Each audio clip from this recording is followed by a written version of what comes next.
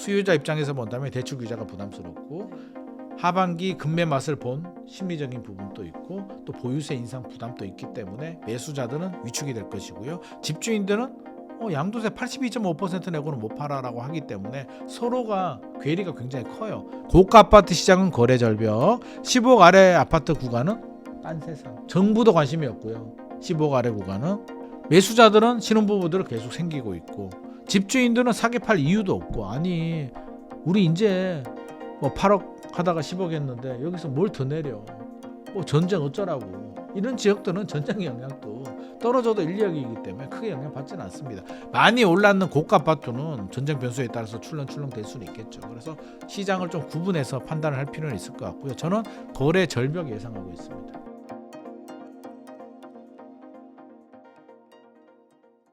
5월 9일 양도세 중과 유예 종료 그리고 또 7월 세법 개정 이게 또 부동산 시장에 큰 영향이 있을 거라고 보이는데요. 어떻게 좀 예상하시나요? 많은 분들이 궁금해합니다.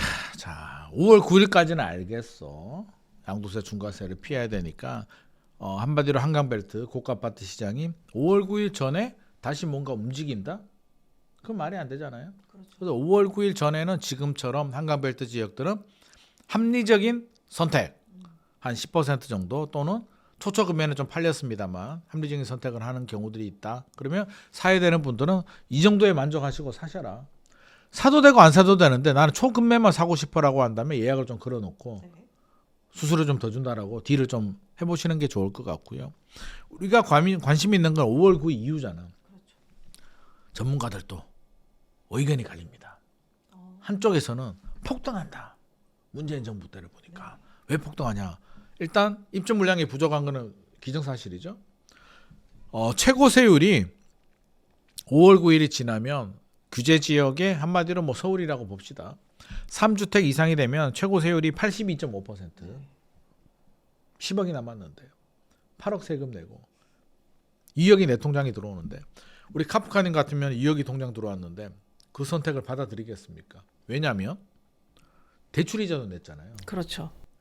종부세도 내가 냈잖아. 네. 종부세는 필요경비에 반영도 안 해줍니다. 계산기 때려보니까 2억이 남았는데 남기는 남았는데 대출이자 내가 그동안 10년 동안 보유해야 되니까 대출이자가 1억 넘게 나온 것 같고 그건 또 내가 냈는 이자니까 그렇다 치고 종부세도 내가 한 8천만 원 낸 것 같은데 난 도대체 뭘 했을까? 뭔 짓을 한겨? 그럼 어떤 선택? 안 팔죠. 그냥 보유세 내는 게 낫지. 뭐 어째 되겠지 뭐. 몰라. 82.5%는 한마디로 몰라 이런 세금입니다. 어쩌라고. 이건 아니잖아. 카프카님하고 저하고 동업을 해도 5대5인데 맞잖아요. 네. 모든 건 5대5인데 국가가 해준 게 뭐가 있다고 8을 가져가냐. 그래도 5 정도로 만족해. 45%는 내가 이해를 해줄게. 우리가 그래도 불로소득의 개념도 있고 보유세를 냈음에도 불구하고 지나치게 상승한 부분에 대해서는 또 우리 사회 기반 인프라도 이용하게 되고 이 돈을 받아서 또 저소득층을 위한 복지로도 사용하고 사회 기반 시설도 하고 뭐 하니까 50% 내는 거는 컨센서스가 이루어져 있다니까요. 80%는 선 넘었어. 매물이 잠겨요. 안 팔죠? 입주 물량 부족한데 매물이 안 나와요? 공급 절벽이에요. 근데 유동성은 많아. 분양가도 올라가겠죠? 네. 중동 전쟁 때문에 수입 물가가 올라가니까 이거 어쩔겨 폭등한다 라고 주장이 있는데 일정 부분 저는 충분히 공감하고 일리가 있다고 생각합니다. 또 한쪽에서는 무슨 소리야 폭락할 거야. 왜? 보유세도 올리잖아. 양도세 이렇게 때리는데 보유세까지 올리면 집주인이 어떻게 버텨. 던지든지 내리든지 뭐 문제 생기지 않겠어? 매우 강하게 특히 대통령이 그 어느 때보다 강한 의지를 보여주고 있기 때문에 떨어진다고 폭락한다고 하는 주장이 있어요. 이 양극단에 우리는 어떤 선택을 해야 될까? 제 나름대로 좀 더 합리적인 고민을 좀 해봤는데 저는 중간으로 가겠습니다. 폭등도 아니고 폭락도 아니다. 하반기. 보합인가요? 보합이라는 것도 딱 0%가 보합이 아니라 그러니까 폭등도 폭락도 아닌 약간 물론도로 따지면 약간 미지근한 수준? 왜 그렇게 보냐면 일단은 대출 규제가 25억 넘어가게 되면 우리가 고가 아파트 얘기하는 겁니다. 중저가 아파트는 폭등까지는 아니더라도 꾸준히 올라갑니다. 근데 고가 아파트는 지금 금매가 나왔는데 5월 9일 지나면 이제 금매는 없어집니다. 팔아도 의미가 없으니까 금매 사라지면서 호가는 올라갑니다. 그러면 매수자가 사줘야 되잖아요. 아니 3월 4월에 10% 15% 떨어진 금매 맛을 봤는데 갑자기 33억에서 30억 5천 놓치고 33억 살까 말까 고민했는데 5월 9일 지나고 다시 35억 6억 됐어. 사고 싶어요, 안 사고 싶어요? 사고 싶지 않죠. 안 사고 싶어. 네. 그러니까 일단 마음이 상했어. 삐졌어. 근데 깎아줄 때 이럴 바에는 깎아줄 때 사지 내가. 라는 마음 때문에 일단 마음이 상하고요. 구매 욕구가 떨어졌다는 얘기고. 두 번째는 그 살까? 대출이 20억 넘어가면 2억 나오니까 막상 계산 때려보면 사악합니다. 자금 계획에서 그러니까 층이 두텁지가 않고요. 그럼 부모님 돈을 받아서 살 수도 있잖아요. 최근에 그런 분들이 좀 많이 사긴 했는데 우리가 집을 살 때는 자기 자문으로 사는 방법이 있고 대출을 받아서 사는 방법이 있고 전세를 끼고 사는 방법이 있는데 전세를 끼고 사는 거는 막혔죠. 네. 물론 5월 9일 전에는 뭐 최대 2년까지 어떻게 뭐 될 수는 있는데 만만하진 않지만 될 수는 있습니다만 5월 9일 지나면 전세 끼고 못 사죠. 대출 25억 나오죠. 네. 부모님 돈을 받아서 사는 분들 또는 자기 사업 자금이 많은 분들인데 이분들은 무슨 위험이 있냐면 또 세무조사 위험이 있어요. 지금 국세청이 뭐 자금 출처 같은 건 뭐 장난 아닙니다. 엄청 깐깐하게 보기 때문에 팁을 말씀드리면 계약하기 전에 고가 아파트 살 때는 반드시 세무사님들 찾아가셔서 시뮬레이션 돌려보고 자금 출처 그 제출할 때부터 세무사님 도움을 받아서 제출하는 게 좋습니다. 지금 세무사님들 바빠 죽습니다. 최대 수혜자입니다. 최대 수혜자. 자, 이렇게 되면 자금 능력적으로 보게 된다면 구매하기 만만하지 않고 심리적으로도 만만하지 않고 또 달라진 트렌드가 뭐냐면 요즘 다주택자들이 늘어나지 않습니다. 욕심을 많이 내지 않습니다. 사람들이. 왜냐하면 문재인 정부 때는 저도 생각해 보니까 문재인 정부 때 2017년 이럴 때 제가 40대였거든요. 40대 중반 정도, 중반 후반 그 사이 걸렸었는데 그때는 그냥 계속 일하면 되지라는 나름대로의 뭐 그런 생각, 아무 생각이 없었는데 요즘은 이제 은퇴 이후에 어떤 삶을 살아야 될까에 대한 고민이 늘어나고 있습니다. 이런 세대 베이비붐 세대들의 흐름이 바뀌었는데 이분들이 공격적으로 무리하게 투자를 할까 이 상황에서 보유세 인상 위험 부담이 있는데 네. 굉장히 보수적으로 움직일 겁니다. 그렇게 바라본다면 또 중동 전쟁, 야 이것이 어떻게 되는 거야 중동 전쟁 진짜 뭐 뉴스 볼 때마다 다르더만. 네. 상황이 계속 급변하고 있죠. 트럼프 지도 알까? 그것도 모를 정도. 그러니까 이게 또 불확실성이잖아요. 그런 걸 고려해 본다면 저는 공격적으로 매수자들이 호가가 올랐다는 표현은 그렇습니다만 금매가 사라진 시장에서 매수자들이 공격적으로 들어올 가능성은 저는 별로 없다. 그렇다고 폭락 가능성도 없다. 집주인 또 내릴 이유가 없어요. 내려서 팔 것 같으면 5월 9일 전에 내렸지. 보유세 얘기했잖아요. 세법 개정할 것 같습니다. 그러면 올해 공시가격이 올라간 건 올해 12월 고지서 나오는데 작년 2025년 집값 많이 올랐던 곳들이 공시가격이 올라갔습니다. 오케이. 집값이 올라갔으니까 인정. 내년은 어떻게 될까? 고가 아파트 시장은 일단 집값은 올해 많이 안 올랐어요. 오히려 떨어졌습니다. 네. 실제로 공시가격에 하락 요인이 있어요. 하락 요인이 있는데 정부가 공정시장 가액 비율을 건드릴 가능성이 높습니다. 자, 종합부동산세를 올리려면 방법이 세 가지가 있습니다. 하나는 공시가격을 올리는 방법. 공시가격을 올리는 방법은 집값이 올라가면 공시가격이 올라가는 방법이 있고 현실화율을 건드려서 인위적으로 더 올리는 방법이 있습니다. 요거는 정부가 쉽게 할 수 있고요. 두 번째는 공정시장 가액비율이라고 해서 할인율이 있거든요. 그 공시가격에서 공제금액 12억, 1세대 1주택자는 12억, 다주택자들은 9억을 빼주고 그 금액에 대해서 과세 표준에 대해서 60에서 100% 할인을 적용해 주는데 박근혜 정부 때는 80%였고요. 문재인 정부 때는 계속 올려서 95까지 갔다가 100으로 가려다가 정권이 바뀌면서 60으로 내려왔고 요거를 80으로 올린다라는 말이 나옵니다. 올리면 세금이 부담이 늘어나죠. 그럼 정부는 어떤 선택을 할 것인가? 그다음 세율을 건드리는 건 부담스럽습니다. 왜? 여당이. 왜? 이번에 세법 개정을 하게 되면은요. 11월, 12월에 국회에서 이제 처리를 하거든요. 네. 고지서는 2027년 12월에 나옵니다. 2028년 4월에 국회의원 선거입니다. 보유세 잘못 건드렸다가요. 세율 잘못 건드렸으면 고가 아파트는 그렇다고 치는데 어설프게 건드렸다가 그 20억, 30억 구간 있잖아요. 마포, 성동, 광진, 강동, 동작 영등포 지역들이 여당 성향이 강하거든요. 근데 100% 여당은 아니에요. 그 광주처럼 90 몇 % 나오진 않아요. 네. 언제든지 바뀔 수는 있어요. 그냥 여당이 조금 강하다는 건데 집주인들이 많잖아요. 소위 말해서 반반이잖아요. 고지서 받아보게 되면 제일 무서운 거는 2년보다 무서운 건 돈입니다. 이런 젠장 고지서 받아 이런 안 찍거나 네. 이씨 이번에는 여기 이런 가능성이 있기 때문에 서울의 지역구로든 국회의원들은 보유세 인상 반대합니다. 속으로 반대할 겁니다. 올리더라도 야 초고가만 올리자 50억. 그건 우리하고 상관없잖아. 강남은 그냥 버려도 되잖아 우리 여당 측면에서는. 네. 그래서 세율을 올리는 것은 굉장히 부정적입니다.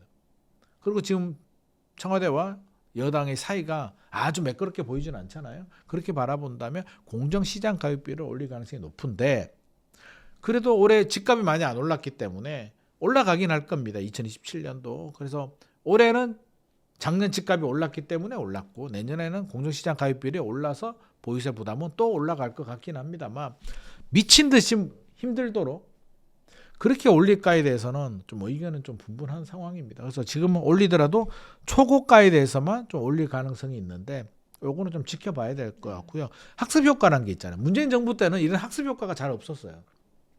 진짜로 이런 말 하면 안 되지만 그냥 아무 생각 없이 막 올렸거든요. 그러다가 뭘 당했어요? 2022년 대선에 80만 표 차이로 뒤집어졌잖아요. 네. 그래서 분석을 해보니까 와 보유세 부담이 늘어난 지역에서 색깔이 바뀌었다는 거예요. 이거는 민주당의 분석 보고서에 나오거든요. 그래서 이제 깨달은 거예요. 야 이거 보유세 잘못 올리면 되치기 당하는구나. 조세장의 역습이 이렇게 무섭구나를 깨달았기 때문에 전선을 넓히기는 굉장히 부담스러울 것 같고요. 어차피 우리 안 찍어주는 초고가에 대해서는 또 명분도 있잖아. 속이 좀 시원하잖아요. 그러니까 저는 그것도 이해를 합니다. 그동안 내 집 마련 못 하시는 무주택자들 같은 경우에 집값이 막 사실 최근에 너무 많이 올랐잖아요. 또 부동산이 특히 많이 올라간다라고 이제 느끼는 거는 금액대가 높다 보니까 제가 30년 동안 집값 상승을 쭉 비교를 해보니까 모든 항목에 대해서 부동산 서울 아파트 평균은 30년 동안 13배 정도야 올랐고 압구정 아파트는 9배 정도 올랐습니다. 삼성전자는 액면 분할한 것까지 고려하면 100배 정도 올랐습니다. 삼성이 훨씬 더 많이 올랐고 제일 안 오는 게 신라면 신라면이 2.7배밖에 안 올라서 좀 더 올라도 될 것 같은데 뭘 말씀드리고 싶냐면 우리는 왜 부동산은 많이 올라가라고 생각하냐면 10%만 올라가도 50억짜리가 10% 올라가면 5억이에요. 지방에 1억짜리가 10% 올라가면 1,000만 원입니다. 뉴스 나오지도 않습니다. 절대 금액이 크기 때문에 우리가 금액에 좀 민감하지 않나라는 생각이 듭니다. 그래서 아무튼 보유세 부담은 늘어날 것 같다. 근데 정부도 계산이 굉장히 복잡한데 중요한 말씀 이제 결론을 좀 지으면 시장에 달려 있습니다. 시장이 다시 비정상적인 급등을 한다? 그거는 정치적인 문제를 넘어서 규제를 매우 강하게 할 겁니다. 어떻게? 집값이 올라가는데. 그러면 여당도 반대하지 못해요. 그럼 공시가격 현실화율도 올리고 공정시장 가입비율도 올리고 세율까지 건드릴 가능성이 높습니다. 근데 집값이 그냥 보합 정도야. 크게 뭐 미지근해. 라고 한다면 실질적으로 공정시장 가입비율을 80% 올리는 것도 굉장히 좀 부담스럽고 집값이 안 오르는데 80 올린다는 게 굉장히 좀 부담스러운 수도 있고 80까지만 올릴 수도 있고요. 세율은 절대 못 올릴 거고요. 이렇게 되면 현실화율을 또 함부로 못 할 겁니다. 현실화율을 건드리면 공정시장 가입비율을 많이 못 올릴 거고요. 그래서 시장에 달려 있다. 시장이 과열이 되면 생각보다 많이 올릴 수도 있다. 시장이 과열되지 않고 미지근하다면 그냥 보여주기식 정도 공정시장 가입비율이나 현실화율을 살짝 건드리는 수준에 그칠 가능성이 높습니다. 뭐 이제 시장에 달려 있다고 이야기를 해주셨는데 사실 이란과 이 미국 전쟁이라는 좀 불확실성이 있기 때문에 있죠. 네.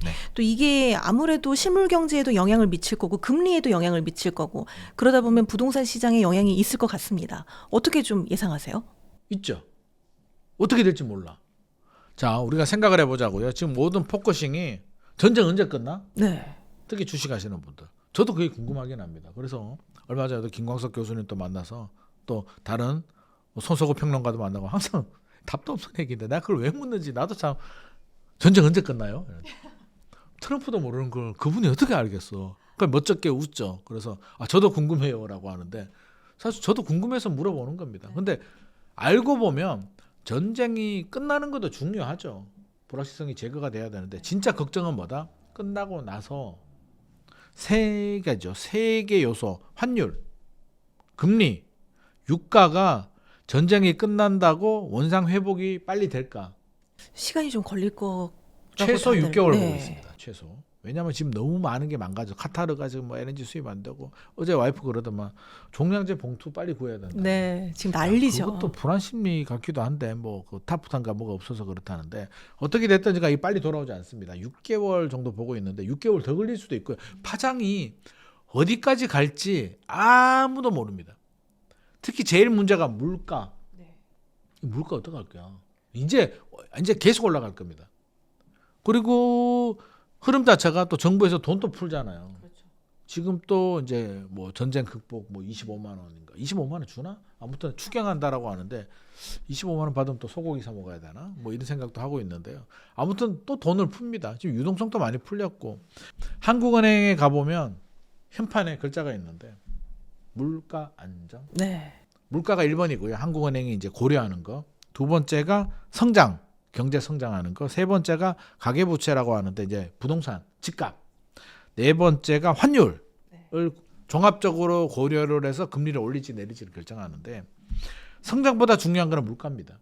그러니까 성장이란 건 뭐냐면 물가가 안정되어 있는데 성장률이 떨어지게 되면 금리를 내려서 부양을 해야 되는 거고요. 물가가 올라가게 되면 금리를 어떻게? 물가 올라가면 금리를 좀 올려야죠. 금리를 올려야죠. 그래서 물가가 올라가면 금리를 올린다. 성장보다 더 중요하다. 성장이 폭망하지 않는 한. 근데 지금이 성장이 폭망하는 건 아니잖아요. 반도체 경기도 좋고 주식시장도 괜찮기 때문에 그렇게 바라본다면 지금 분위기면 금리 인하는 고사하고 미국도 그렇고 한국은행도 미국은 두 가지를 봅니다. 물가와 성장을 봅니다. 여기에 이제 뭐 고용 지표도 보고 이런 것도 보긴 하는데 우리나라는 이제 집값도 고려하고 집값 고려하면 금리를 오히려 올려야지. 우리가 말하는 집값은 강남 집값입니다. 왜? 그게 자꾸 타깃이 되고 정책하는 분들도 정책하시는 분들도 모든 관심은 강남 집값이에요. 강남 집값이 올라가느냐 내리냐가 집값 잡았냐 안 잡았냐의 관건이지 의정부 집값 잡은 거 가지고 성과라고 할 수는 없는 거니까. 그래서 집값도 봐야 되고 환율도 봐야 되고 그렇게 바라본다면 저는 올해 인하는 물 건너갔다. 인상 가능성이 있다. 하반기에. 있죠. 물가에 따라서 물가가 올라가면. 근데 물가 저는 올라갈 것 같아요. 아우 유가 보니까 지금 또 이제 우리가 주유소 뭐 가격 상한제 해가지고 못 느껴서 그렇지 장난 아니거든요. 자영업자들도 그렇고 이제 청구서 날아옵니다. 정유업계도 이중과 한시적으로 이게 제도의 법에 의해서 눌려 있는 거지 팍 튀어 올라가거든요. 그러면 상당히 영향을 많이 줄 것 같습니다. 자영업자들은 이미 난리가 났고 그렇게 바라본다면 또 미국은 어떻게 될까? 이번에 한국은행장이 바뀌거든요. 그분이 매파입니다. 매파. 금리 돈은 긴축적으로 관리해야 된다라는 성향을 가지신 분이기 때문에 더 인상 가능성이 높아진다고 저는 생각을 하고 있고요. 미국 연준 또 바뀌잖아요. 연준 의장 파월 또 바뀐단 말이에요. 근데 거기도 마찬가지겠죠. 미국도 물가가 중요하기 때문에 이게 전쟁의 여파가 결국에 저는 물가로 갈 것 같고요. 제가 제일 걱정하는 게 물가였거든요. 우리 2022년에 대한 트라우마가 있잖아. 미국이 긴축한다고? 큐티한다고? 야 그러면 또 어떻게 돼? 얼마나 올라? 우리 미국 스타일 알잖아요. 미국 스타일이 뭐예요? 한국은행은 0.25.